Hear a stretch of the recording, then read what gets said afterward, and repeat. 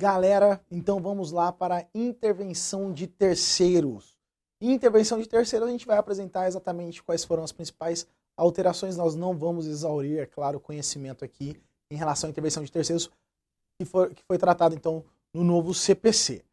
Assistência.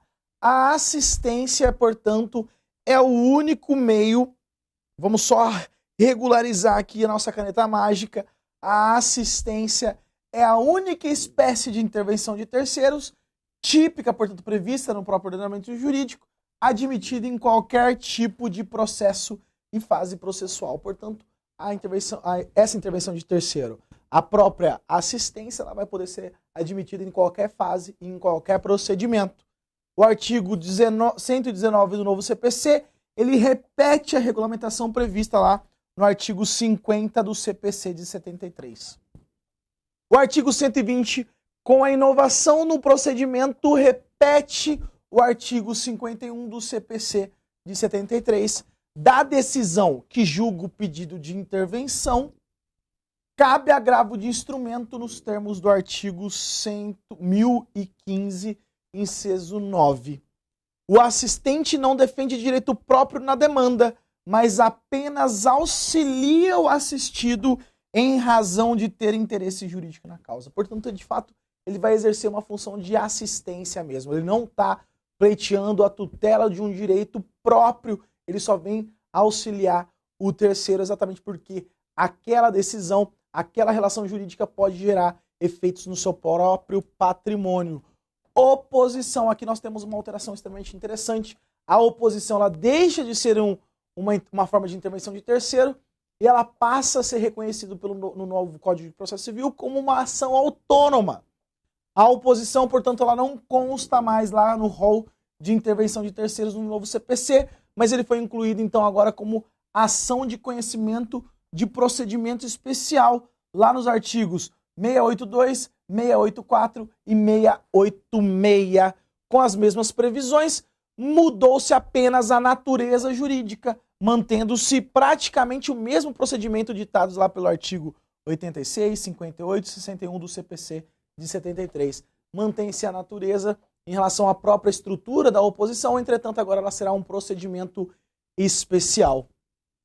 Nomeação à autoria é a correção do polo passivo da ação. Também é instituto que não consta do rol lá da intervenção de terceiros do novo CPC. Porém, não pode se afirmar que a nomeação à autoria ela tenha desaparecido exatamente por o que dispõe o atual artigo 338. Aqui há uma regularização do polo passivo da ação.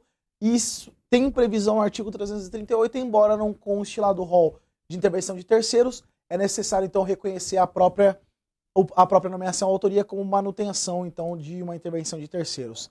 Denunciação da lide.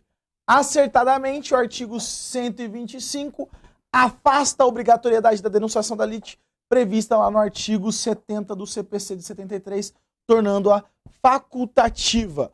O parágrafo 1º confirma ser facultativa a denunciação da lide.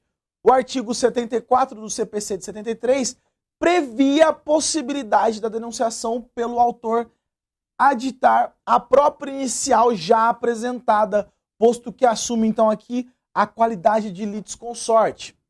O artigo 127 admite apenas que o denunciado acrescente novos argumentos à inicial. Portanto, ele só vai poder apresentar novos argumentos à inicial.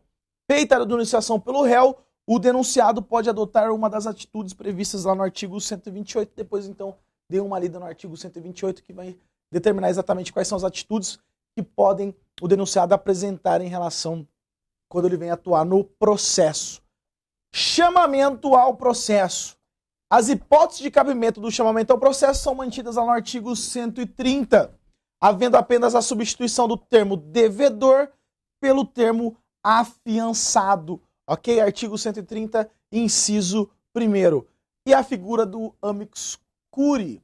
Amicus curiae, então, pelo entendimento do STF, não se trata de terceiro interveniente, sendo considerado apenas como auxiliar eventual do juiz. Na verdade, o que acontece? O amicus curiae ele tem um conhecimento específico, ele vai contribuir para a formação do próprio convencimento, da própria formação da convicção.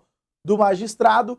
Isso, então, ele vai se apresentar, ele tem uma qualidade sui generis, não é? Embora o novo CPC eu coloque dentro do título de referente à intervenção de terceiros, fazendo, então, opção expressa pela sua natureza jurídica como intervenção de terceiros. Por interesse institucional, compreende-se a possibilidade concreta do terceiro em contribuir com a qualidade da decisão a ser proferida. Então, na verdade, o amicus curiae, o amigo da corte, ele vem atuar dentro do processo exatamente para auxiliar na formação da qualidade, da melhora da qualidade da decisão a ser proferida pelo magistrado, considerando-se que o terceiro tem grande experiência na área a qual a matéria discutida pertence. Portanto, o amigo da corte ele tem um conhecimento específico sobre aquela determinada matéria, ele vem aqui no processo para auxiliar o magistrado na formação da sua própria convicção.